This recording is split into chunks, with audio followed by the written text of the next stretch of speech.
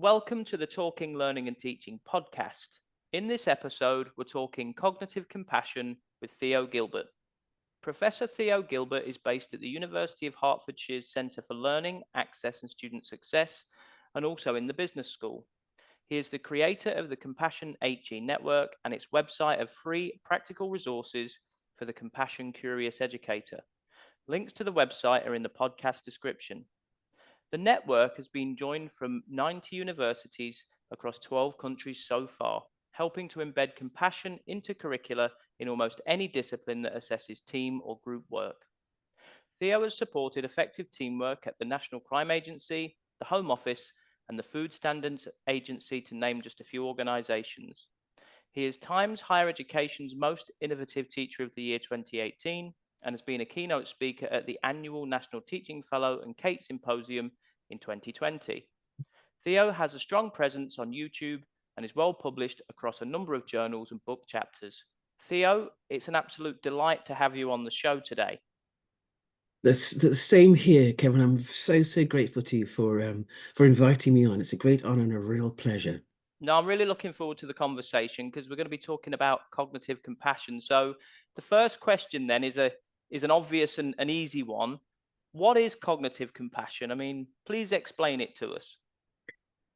Great place to start. Thank you, Kevin. There are countless, are there not? There are countless definitions of compassion. And most people seem to assume that compassion is an emotion. But if we look at the past 20 to 30 years of neuroscience work and clinical psychology, group psychotherapy, anthropology, my background, we can really see coming together the transdisciplinarity, including through brain scans of before and after controlled experience. Very, very interesting that compassion is a psychobiological motivation. A lot of work from Paul Gilbert, my brother, professor of clinical psychology, for this work on pinning down that compassion is a psychobiological motivation that evolved over around 2.4 to 3 million years when we had to come down from the trees because in Africa, there was no food because of another climate change. There have been so many going on to 2 feet as bipeds and then having to work in teams to bring down animals, sometimes in very dangerous conditions. And that meant that evolution had to turbocharge very quickly how the species was going to survive. As you say, Darwin talks about the fittest. The British Empire, as you know, took that to mean, well, that means the fittest, the strongest. We can go and brutalize every country we want to, thank you. But that's not at all what he meant. Fittest means a species that can fit to any dramatic change and survive. Any dramatic change in the environment, that's what he meant. In our case, evolution, this is very, very relevant to our definition. In our case, evolution made the whites of our eyes so that we could signal in teams opportunity or a danger far more pronounced than, say, dogs, monkeys, or horses. The proliferation of muscles in our faces so that we could manage more and more facial expressions for communication again. The acceleration, as the Cambridge Archaeological Journal points out by Helen Taylor et al., this acceleration of language through neurodiversity. Neurodiversity, says that paper, that brilliant paper, is what kept our species alive. 1 in 7 is a neurodiverse now. The compassion pedagogy really helps them a lot. We'll talk about that if you like. But it means that the neurodiversity was built into the development, the evolution of the human cognition, so that when we met existential crisis after crisis, as we may be doing now, there were radically different perspectives and ways of solving problems that got us out of trouble time and time again. Today, of course, when neurodiversity walks into our schools or our colleges, we strangle it. And that's given rise to a lot of problems, say the writers, and they're very right about that. So lots of things going on in evolution to make sure that we got each other back home safe in our hunter-gatherer groups over this hundreds of thousands of years. So our brain is developing this psychobiological motivation. Hunger is a psychobiological motivation to get us to eat so that we survive. Sleepiness, tiredness is a psychobiological motivation. Oh, I've got to go to sleep to help us survive. And it turns out the compassion, no matter how many emotions or what emotions may accompany it, is a psychobiological motivation to help the group survive. And that includes as well something that has been neglected, self-compassion. We now need to think about self-compassion. Self-compassion against self-esteem, measuring yourself against everybody else in some aspect of your personal performance.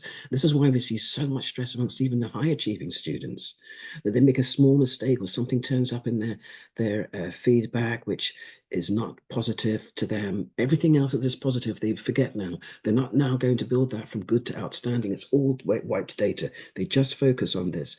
One of the reasons is because we have a highly overstimulated reptilian system. But of course, 2 to 3 million years for the mammalian, the higher brain is very rushed. But the reptilian brain has been hanging around helping us to survive dangers, flight, flight, freeze, or fight, for 500 million years. And if we overstimulate that as we do through self-esteem, got to be number one, got to be number one, in politics, in media, in education, in business, we're in real trouble. We're in real trouble.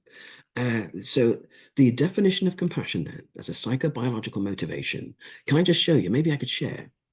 But no, don't worry. Let's speed along a little bit. Okay. It's this. I can send you slides which are for anybody who wants to use them that explain all this. This is very important. According to neuroscience, clinical psychology, group psychotherapy, anthropology, many transdisciplinary sciences, and we have brain scans to show that the neural circuitry, the distinct neural circuitry of compassion, thickens. The architecture of the brain changes when we actually introduce the compassion as a real reference point for how we run our lives. This should be in education too. The first part then is an intention, it's a motivation. 2, notice, not normalize, distress or disadvantaging in yourself or others. That's the first component of the 2. If we look at that, that looks like empathy. This means vigilance. What we're asking for is vigilance. We're asking students when they sit down in a team, in a group, perhaps to present their article in the previous lecture. This works very well. To a little group of 4. 4 works very well too. Some literature on that. They might explain an article that they have chosen. Otherwise, staff are saying, we asked them to read an article at the end of the lecture, and you're lucky if half of them have read it by the time you get to the tutorial. So they, for example, they'll sit down and they'll explain an article that they have chosen. They have ownership to enrich the other 3 in the group. They won't be their buddies. They'll be swapped around every week, or for whatever time they can get to practice. They'll explain this, and they'll be trying to look at everybody if they possibly can. Even our neurodiverse students are very, very brave at this. This is what the vigilance requires, to actually look at everybody, And do you know there is science literally emerging as we speak, Kevin, on, for example, from Neuron in 2022, that there are 4 areas in the brain that house neurons we didn't know about before, whose only complex purpose is to extract meaning from social gaze in primates. When you think about our neocortex, from which we derive imagination and rationalizing and reasoning, this is really powerful stuff. So we ask students to look at each other. So that's the vigilance. But we've got to be careful to notice, is there any signs of distress? Somebody disengaged, feeling depressed, wants to ask a question, wants to say something. We're brilliant at picking up these signals, it turns out. So empathy is very, very useful. Let's be careful. For torturers, who need to know how they're going to really observe their victims to cause the greatest amount of pain and fear, as the Compassionate Mind points out. If I was a murderous psychopath and I wanted information from you, Kevin, or any of your audience, I might hold the gun to your head or theirs. But if I am an empathic murderous psychopath, and really, I'm very serious, some of these are running the world at the moment. And I'm not alone amongst psychologists in knowing this, not thinking it, but knowing it. If I'm a murderous, empathic murderous psychologist, murderer, I will hold the gun to your child's head. This is empathy. Empathy underpins the advertising industry. Lonely young people, let's show them a group of people having a fantastic time in the bar, hugging and laughing, dancing. You will buy this brand of alcohol. And so we go on and on and on. So we've got to be careful about that. Without the second component, it's not compassion. But we do know that this empathy is a cognitive skill. Notice, vigilance, interpret, analyze. No emotion is required for that. So that's what we're going to do. And this is very important. Compassionate Mind Foundation, very important. Take wise action to reduce or prevent that. Take wise action. So we've got to ask our students, what is it then that you have to take wise action against? And it turns out that monopolizing, which is like from the threat system, got to get control, and non-contributing, which is flight and freeze, are apparently, according to hundreds of students we've interviewed and surveyed now at Herts and Derby as well, for example, the two most troublesome, problematic, most common behaviors that turn up and mess up teamwork dynamics, process, outcomes, the lot. Made even worse by giving the whole team a single mark to share. Loads of it literature, enough to sink the Titanic again, on how upset and frustrated students feel with that. I mean, that was really, really interesting. I mean, the whole sort of psychobiological motivation foundations of this particular concept, rather than it being emotional, are probably quite revelatory to lots of people, because they would assume that it's very emotional. And the ways in which you obviously explained how you would use that with students, we're going to get into in the next question, actually. Right. But I mean, it also, one thing I took from that, Theo, is it has the potential to be exceptionally powerful, of course, in educational circumstances, but also in lots of other circumstances as well. I mean, you obviously talked about leadership, talked about politics, talked about, other circumstances and situations. So just sort of, I suppose, peeling the layers away a little bit from an educational perspective. I mean, how are you using cognitive compassion in your work at Hertfordshire? Well, just to go back, for example, thank you very much. A very interesting question. To start off by saying the University of Hertfordshire is hoping that a bid will be successful. For example, we have in a bid to study how this is actually being put onto the curriculum in team discussions, authentic discussions. But employers have never been interested in essays, and they're certainly not interested in ChatGPT essays now. So if we want, so we've really got to start thinking about how we're going to disbar in assignments the inappropriate use of AI, the inappropriate use of how we're going to drag down. We've got to drag down staff working loads. They're unsustainable. People are burning out all over the place, and who would blame them? Student belonging and the awarding gap. This is what we've got to do. This is why we're using it. And because of the results on hitting all of these, it's being used now, assessed at the University of Hertfordshire in law, in business, in engineering, in computer science, in humanities, on results. We've got really good results on all those things, all of those items. So we're asking students, okay, if you're not going to read the articles I wanted you to, then you'll have to eventually, but otherwise you're not going to do too well. But for the next seminar, while this lecture is fresh in your mind, choose an article, a peer-reviewed article that you have chosen. You don't have to read the whole thing, 50 pages. You're not a machine, but you can just scan like an eagle over the headings and go and find out what it is that's really relevant and useful for enriching your colleagues, your three colleagues, understanding of that previous lecture. So the students will start off by saying, this is an article I have found by Kevin Murray, 2022, in the International Journal of University Design for Learning. And the author's focus is on this, and this, explaining that, trying to look at everybody as though they are a single organism, 1, 2, 3, 4, lighting up in their brains and ours. So they're seeing that you, and Vertigo et al.'s wonderful work on this confirmed this in 2002, 2003, that people who think they're being looked at by a speaker are more likely to pay attention and lean in, because that eye contact is, they mean, I'm being included. So this is a very powerful effect. And then they'll say after their 3 minutes, could you discuss this with me, please? No one person is in a hot seat in an interview panel, not like that, to critique this. So that is how we are asking students to critique together. We're in this together. And it's amazing what students will bring in from another module that enlightens what would probably not work with this patient treatment plan or this particular business. Questions about why, how. And so staff who double marked, for example, in one study we published, which is one study we published, and I'll send you the slides, all the all the references are there, were giving 30%. They had to. For critical thinking, we're interested in critical thinking, the effect of compassion on critical thinking, cognitive compassion on critical thinking. We're giving 30% for some of our students, double marked for their essay. The same students, and I do applaud these retired now, very experienced tutors for their skepticism, but still an open mind.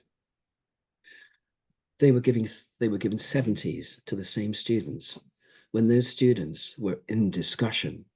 That was followed by, and the film shows these students are coming back and addressing questions. And computer science, this is business, and computer science students said, I challenge students, even if I challenge their views, even if I agree with them. How are they being challenged? The whole purpose of the compassionate pedagogy is to make sure that everybody feels absolutely safe to think and that their cognitive resources are not being drained off into routine defense mechanisms. When we interview the quiet students, and if they don't want to speak, then that's their right. This is nonsense. How do we know they don't want to speak? For those that don't want to, that's fine. And we have built into that, when a student asks, Keisha, for example, who hasn't been asked at all, with a gentle, warm voice, not that horrible voice we use for ourselves, that critical voice that builds up the poisonous, toxic nature of self-esteem, our inner self-critic. No, a warm voice. Keisha, would you like to add something here? What you said in the cafe was really interesting. Could you? And all Keisha's got to do is this. She's not ready. Maybe somebody's cut her off 3 times. But our teams will not allow that. They won't allow that. But she will say, Ahmed, could you help me out? And I've seen tutors say, oh, when they see this on film, Ahmed is the shyest one of everybody in the whole cohort. Why is it that the Ahmeds, when we interview them, say, I don't speak because I could make a fool of myself, I'd Twitter myself? There are so many right answers, wrong answers, I'll get a right one, a wrong one. These are the quiet students that want to speak, have something to say, don't because they are in the threat system. This competitive individualistic factory of education has put them there. So you must make for the familiar strange. So Ahmed will come in, the Ahmeds come in again and again. It's lovely to see and absolutely smash it. Their motivation is not now to protect themselves from making twits of themselves, fools of themselves. Their motivation is to get her out of trouble. This is where the marks are. And then we get Keisha coming in as well, because she's encouraged by that. Selective mutism, for example, was addressed just this way at Exeter University, who are now going to put this to put compassion onto their strategic plan. Lisa Roberts, the Vice Chancellor, wrote to me about that. It's working, it's working. So we're seeing students really pull up, mentor each other like crazy, pull up their critical thinking. That's what employers want. They want to know, where are the team workers? Where are the communicators? This is what they prioritize in studies of what they want. And sometimes they even put the degree discipline further down the list. Very interesting. Does that answer your question, Kevin? No, it certainly does. I mean, my head went to a number of different places when you were speaking there, Theo. I mean, obviously, it sounds like there is a strong role for compassionate pedagogies and cognitive compassion in the assessment process, because I think you mentioned Absolutely. the disparities in the way that students are assessed, the disparities in their grades, most certainly, but also I've done a bit of work myself around learning spaces and the learning environment that we inhabit when we are effectively trying to learn, and a bit of that work has engaged psychological safety, and there were elements of that you Oh, mentioned yeah. there that really resonated. I mean, Mm. it's great to hear, isn't it, that a lot of institutions are now starting to try and get compassionate pedagogies on board at the strategic level, because it sounds like they could be absolutely transformational for students and their outcomes. I mean, where did your interest in cognitive compassion come from, Theo? I'm interested in that. Well, my brother was a cognitive behavior therapist, and he was very lucky in the NHS to be mentored by Aaron Beck, a professor who was one of the two who actually shaped up modern cognitive behavior therapy. And for those who may not be familiar with that, this is a therapy that helps people change the way they frame their often self-persecutory thoughts, or their thoughts of being in a very dark place that they can't get out of. But he noticed one day that a patient of his, we'll call her Sally, had tried to kill herself again. And I believe he was a consultant by then and a specialist in cognitive behavioral therapy. And He was very perplexed. And when she did make it, and she came back to him, and he said to her, and it was a revolutionary moment in his clinical practice. Sani, can you please speak aloud to me what you were saying to yourself in the days and hours before you made that very serious attempt on your life again? And so she told him that she had the most wonderful husband. She'd always loved him, and she would never have changed her mind ever about marrying him. He was just a blessing in her life. That her children were so loving and so kind and so full of joy, that they too were an incredible blessing in her life. He said, out of her mouth came all the right words that cognitive behavioral therapy had really worked. But her tone was self-persecutory, cold, mean, hostile. And he thought, my goodness, is this what's been in her head possibly since she's a child? These neural networks entrenching for how she really feels about herself. I could go on with many more such examples, but the thing is that cognitive behavioral can change the way you think, but it doesn't change the underlying tumult of emotions underneath. You've got to get down to those. So he moved her into another chair, out of that space, get her out of that space at once, into another chair, and say, now, let's imagine that you are, excuse me, Alexa, stop, please. Sorry. No problem. These things turn up randomly. So he realized that he needed to change, help her manage her feelings. I could give you some beautiful other examples of that, of consultants who've said, for example, a consultant at Bedfordshire who went on maternity leave, the same situation with a patient of hers who said, thank you so much for all you've done for me. I really appreciate it, but I want to tell you, it hasn't changed my feelings. And so this particular Deborah Lee, Dr. Deborah Lee, was thinking that if she came back from maternity leave, that lady would call her Ruth may not be here. But she did a course with the Compassionate Mind Foundation and came back asking very different questions, and discovered that this lady had a mother under the stairs, that she had been burned, very badly burned as a child. Her face very, very badly disfigured. Her mother absolutely loved her to bits, had gone to every maxillofacial surgeon or cosmetic surgeon in the NHS and elsewhere that she possibly could. They couldn't help. And but Deborah managed to find out that she had another mother who lived under the stairs when she was a child. And Ruth said, oh, I haven't thought about her for years, but she was so kind to me. She accepted me exactly as I was. Mum hadn't been able to do that. This lady had never been able to accept herself. And she was so kind, and we had such lovely conversations and things. And so Deborah clearly realizes, this imaginary friend, your mother, was your self-compassion, how powerful it was. Let's bring her back. And let's then try and help Ruth, who really realized in the end, that was her. These were her self-compassion resources, the resilience to just keep getting up and going on, getting up and going on, getting out that cupboard and carrying on. So we know at a clinical level, and in mainstream health systems such as the NHS, it's working. Cognitive behavioral compassion, cognitive focused therapy is the fastest growing therapy in the world now, because it's managed to get underneath, harness and get underneath what cognitive behavioral is doing. And Aaron back before he left, said this will light research for the years to come. So we're all in it together.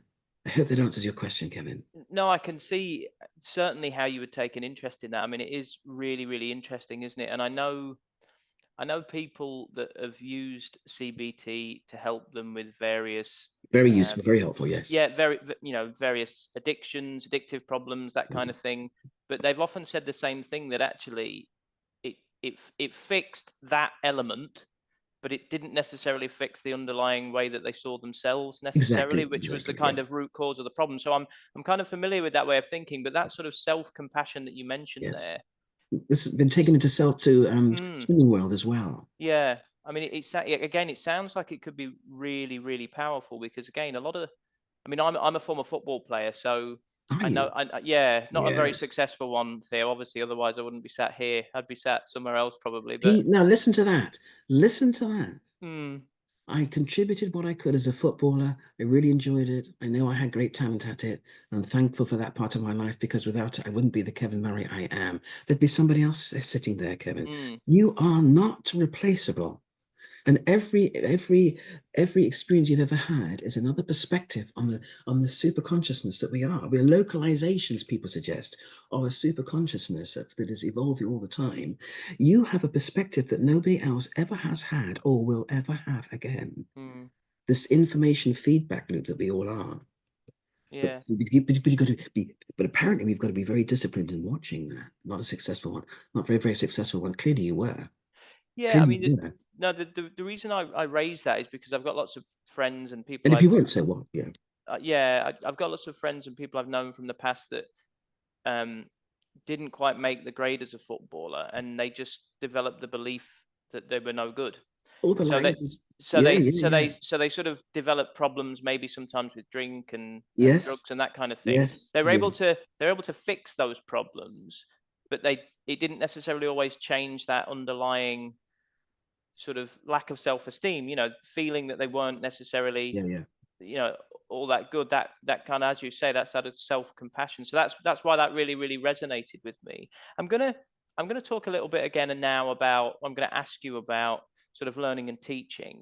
So I mean, how do you see cognitive compassion influencing the dynamics of learning and teaching, particularly in fostering more inclusive and supportive educational environments? The very good news, Kevin, is that, well, we better start with the bad news first. We've got modules in our university, for example, and not just ours, but many, many others as well, that are very, very big, huge. And, I can remember when I came into teaching and learning in HE, being reminded that, you need to know the names of your students. You need to know them. What? Stand at the door and shake their hands as they come. And this is beautiful, wonderful if you have a small. But today we're still on the getting as much money as we possibly can, especially from international students, to keep our heads above water financially, because the institution also is in this competitive race around every corner. There's another league table, a ranking table. How are we performing? This is the competitive model of education. So it's just unreasonable to do this. Why don't we simply, and it's so simple and it's so easy and straightforward to teach, hand the responsibility over to students, legitimize the 2.4 to 3 million years of brain development, we can see it in brain scans, of compassion that got our teams home safe. Otherwise, our species wouldn't have survived. Hand it to them. All we need to do is remind students who they are, tell them about their history, their evolution, how their brains have been developing as fantastic team makers and builders, effective ones, for over 2 million years. 15,000 years ago, that was kind of shut down by the advance of agriculture, which led to the buildup of cities and things. And then we had leaders, controllers, the haves and have-nots, starting, of course, with the control of food supply, agriculture, trade, haves and have-nots, consumerism. So it went a bit wrong there. But behind that, underneath that, is a huge wealth of brain development ready for this. Our tutors do not have to be handing out endless extensions to hope that they're being compassionate. That isn't the way to do it. The way to do it is to make sure that as far as possible, they don't need extensions. And when students are helping each other, for example, sometimes I lost everything in a lecture, but I get it back in the seminars because they help me. Talking about the students. Staff have said to me, knock yourselves out. Some of these students that are getting low grades for criticality are reaching their level. And then giving them 70s and going from group to group, saying, oh, could you make sure you send me that article you're using? That's really interesting. So staff actually getting students to help them upgrade their otherwise sometimes undecolonized reading lists. It is a partnership. It's a self-organized. Leave it to the students. Just give them the tools to be able to run their teamwork. We show them how to reference. Tell them about plagiarism and the perils of that. We don't show them how to work in teams. It's easy. It's easy. It's easy. Look at everybody when you speak. Notice what's happening. They are now being included by you. And if somebody can't speak, then ask them. It's everybody's job to get them out of the cold dark water and back on that boat. And you'll be marked for this. You'll be marked on the research quality, the criticality, and you're going to be worked on your compassionate group management. A professor of history has been using it for a long time. She started off not really keen to use the word compassion. She had taught in Oxford for many years. Another colleague who's now head of philosophy at Valencia University, likewise, has said that actually the students who have not done well excelled. Students who regularly get A's and first for their essays had to concede to them in arguments. Now, this is not rehearsable. And it's not helped by AI, because you never know how the discussion is going. Students have said to me, sorry, Theo, we did actually, I was so nervous. We had to, one lovely African heritage student told me, and he got his first. It was very, very tearful. And I think you should have got this before, obviously. He said, we rehearsed it. I was so nervous. I got the others to do it. I know you said it would be a bit flat, possibly, but we did. And the discussion that we had for the exam, filmed, we're sending films to external examiners, internal moderators, not long essays that had possibly been written by who knows who. He said it was a completely different discussion. And they were asking me questions and things that we hadn't planned. And I just had to crack my brain. I said, how did you get on? Did you feel resentful? No. In other words, they really push each other. They didn't mean to trick him, but they just got into it. And students saying, it's these discussions, and sometimes in the classroom, are so good, you just want the tutor to go away and get on with it. But you have to leave the classroom because you only get an hour. And other staff as well saying, because we're very lucky, we have BAME students, ethnically diverse students. 50% of our students, because of our proximity to London, the University of Hertfordshire, are a Black or ethnic minority. And they sit in silos. Have you seen this? Do you have this? Your university. So the Black students sit here, the white students sit there. The ladies, for example, the midwives from Somalia and Ethiopia sit here. You can see them all siloed up. We created that. Our system creates that. This is their places, their blocks of safety. What about transdisciplinarity, interculturalisation? We talk about it. We're a very international university, but interculturalisation. So one of the things, and staff say, you can hear them coming down the corridors now with their arms around each other, all mixed up together. We've got to have this. If we're going to save our world through the teams that have got to come up and really think diversely across nationalities, cultures, and disciplines to get us out of trouble. One of the things we can definitely do is set up in the middle of it, is explaining all this ordinary stuff to students. Anybody can do this. Anybody can do this. Is in the middle of this, get them at the end of a session, get them to do a speed meet. This is very powerful stuff. So what that means is you ask half the class. Once you've been talking about compassion, they're thinking, oh, yeah, it's not emotion. Oh, yeah, I have the power to do this myself. What you ask them to do is take half the class and stand up against the blackboard or the whiteboard or whatever it is. We've done this in big theatres, just shoulder to shoulder in solidarity, and then the other half of the class to come and stand facing them so that each person has a partner. Sounds like speed dating. It is that format, but we don't mention that. It's speed meeting. And then we simply say to them, you're going to have 3 minutes with each person. And at the end of 3 minutes, the person at the end of one row is going to hop back to the other end of their own row, and the whole row moves up, new partners. And in between that time, you're just explaining to them some of these things. When you're very, very stressed, breathe out more slowly than you breathe in so that you can get control of the threat system, throwing in all that cortisol, which stays in the system for 72 hours. That's your stress hormone, and all that adrenaline so that you can't think properly and you can't focus. So little things like this. But the point is really, you can slip in little things like this in self-compassion. The other thing is, though, of course, to tell them, to remind them that the universe has been trying to get them into the world for literally millions of years. There are 32.7, I think it was a law student who told me this, corrected me, 32.7 trillion cells in our bodies working in coherent ways, unless there's cancer or something like that, in coherent ways that we don't understand. If any one of those configurations of genes had changed, then the dear student that is there, the miracle that's standing there, that is you, wouldn't be here. If your great-great-grandfather hadn't met your great-great-grandfather under that African tree so many thousands of years ago, we've all come from Africa 5 minutes ago, it turns out, then you wouldn't be here. One miracle after another. And I say to them, I simply remind them, as we all can, that every kindness they have ever generated in their lives has had consequences they will never see. And if anything happened to them, and my inspiration for this was a wonderful when I was doing my master's in politics, Middle East politics and anthropology at SOAS. I remember a lovely, lovely Japanese student killed himself, and our tutor came in absolutely devastated and said, "It's only a piece of paper. You will never be replaceable." And I thought about that, and this is what we're telling our students, that all the kindnesses that you will generate from now cannot be done with the same consequences in the same way by anybody else. So this sort of speed meet, so they start off a bit shy, and then you can just back off, because there are with staff. I've been asked to do this with staff. I do this, we can do this there's organizations that you mentioned that are taking this up too, because they want more effective teams. They don't want teams that dissolve into conflict when the pressure gets too high. Think about the pressure on the Home Office staff, and in the police as well. They're actually able to really help each other out, understanding the signals of when somebody helps to become far more efficient teams. We've got that in writing from very senior people. We know it's working.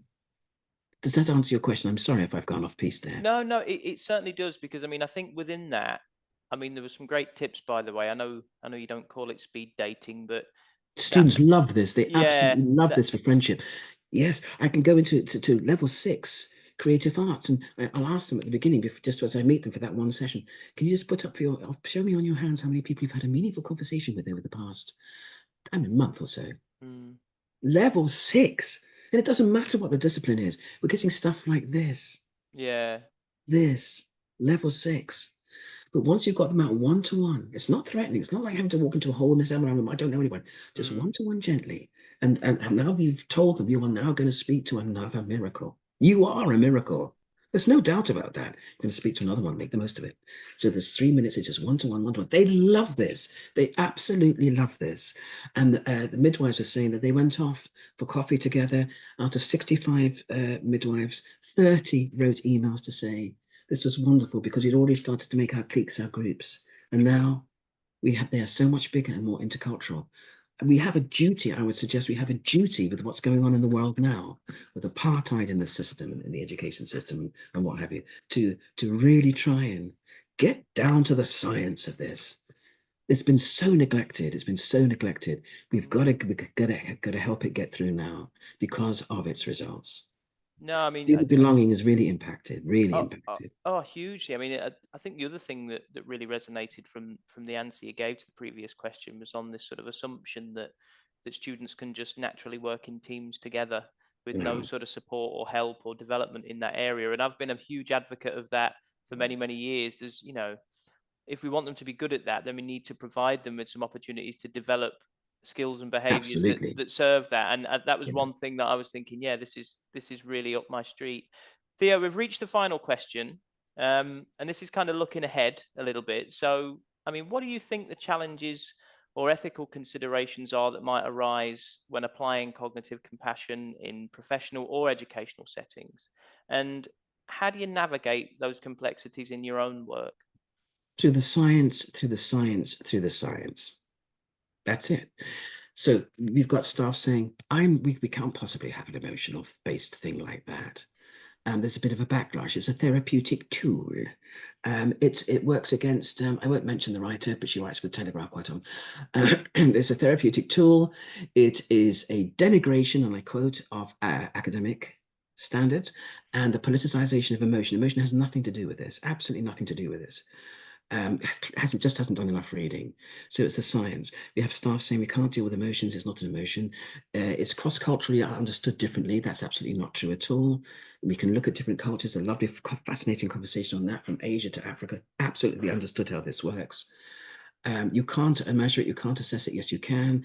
Statisticians in 3 universities, including our own professor of statistics in the business schools, found that when we look at controls, that means the previous year on the module, and a current year where compassion assessment has been used, if it's not assessed, it's going to be washed away by the next person who takes over your module or program and says this is nonsense, out. And that's happened.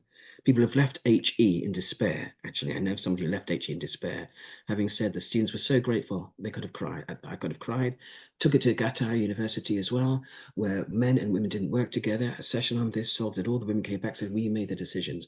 So it needs to be assessed. It's very easy. It will drag down your marking workload, and you will still get, as we do, as our staff have, not me, reports from examiners saying this is highly innovative, this is exemplary work.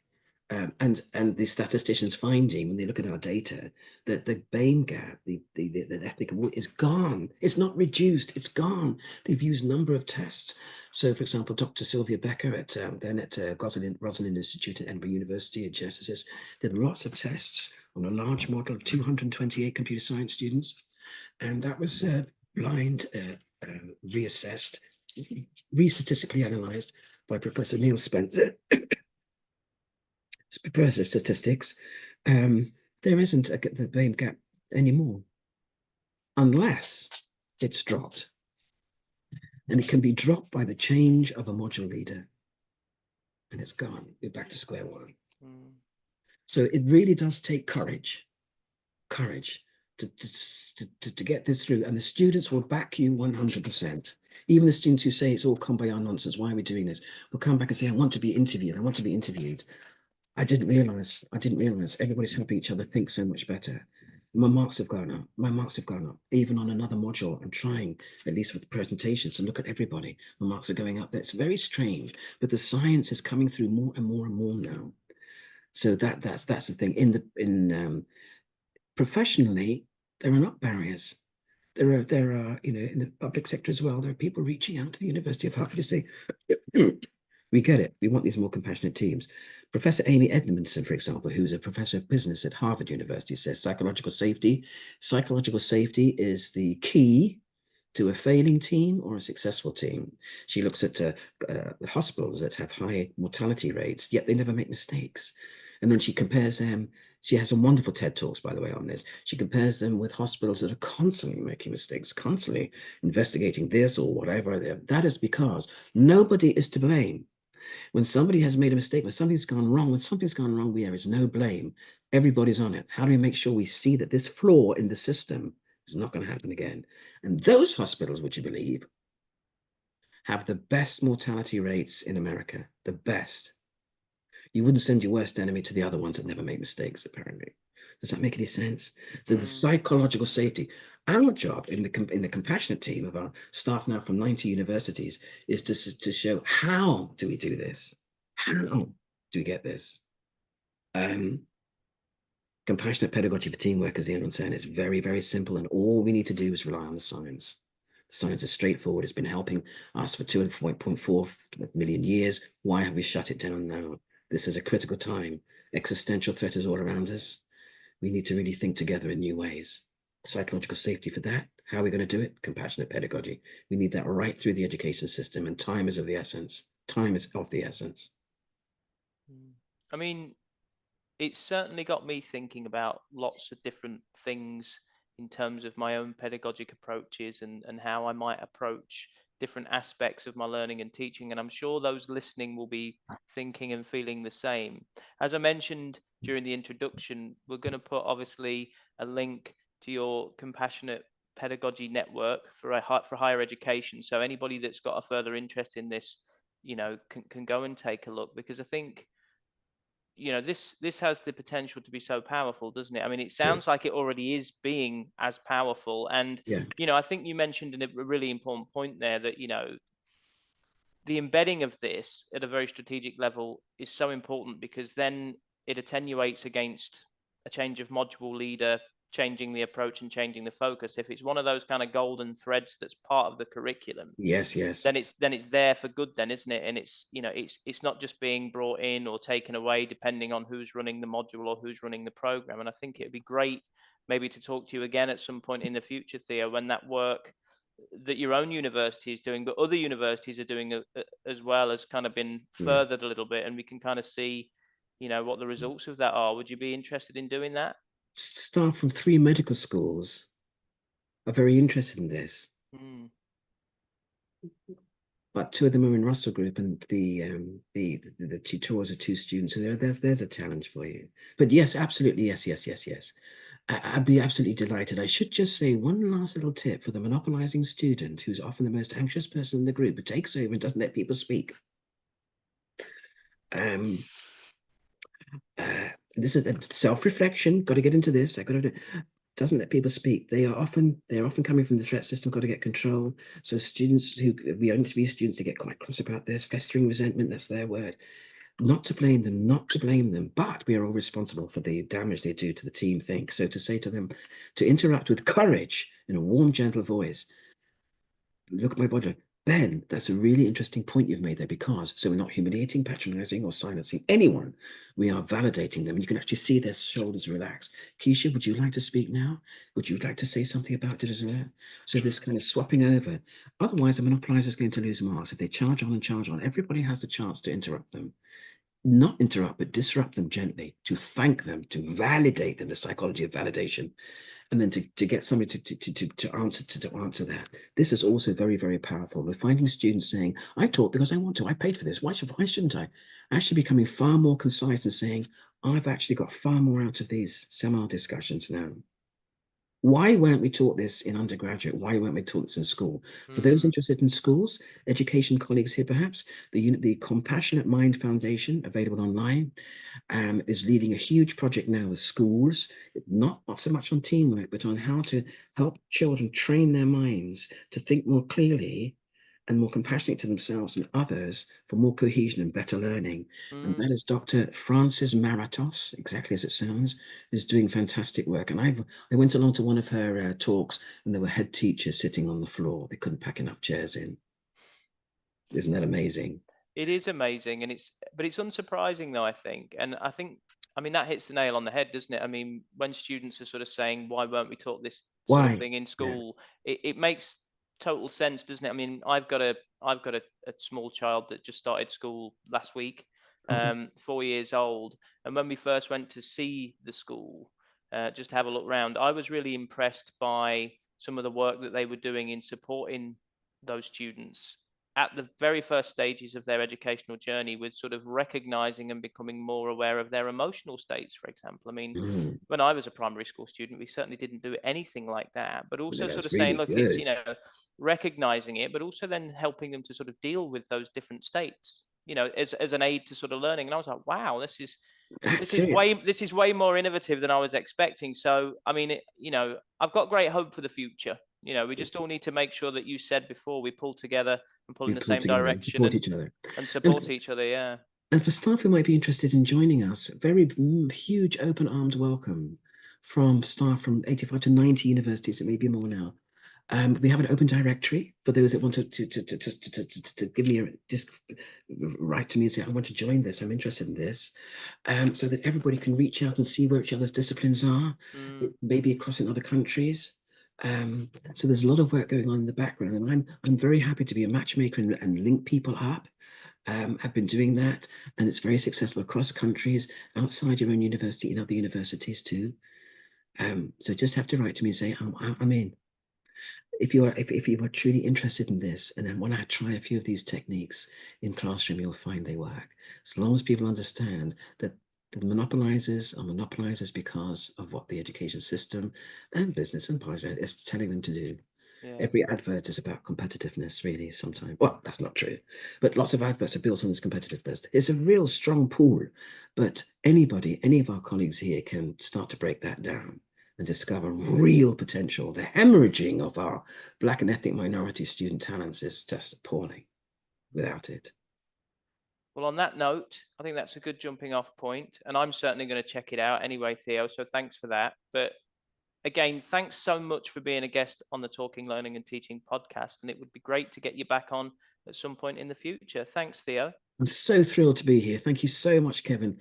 And for all of your audience who are listening, a massive thanks to them too. Great work. Congratulations on the wonderful book. Thank you so much, Kevin. Thanks, Take care. Theo. All the You very too. best. Take Bye-bye. care.